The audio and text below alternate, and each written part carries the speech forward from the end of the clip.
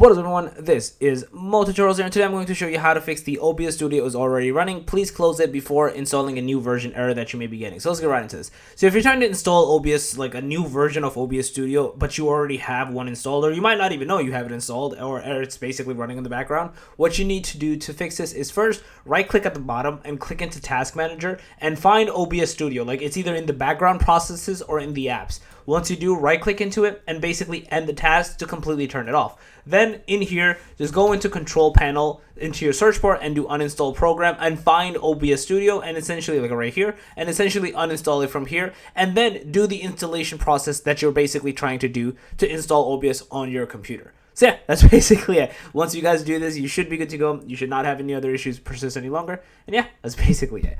If you guys like this video, please smash that like button. Guys, if you're new to the channel, make sure to subscribe and click that notification bell on that. Multi-Tutorials out. Peace.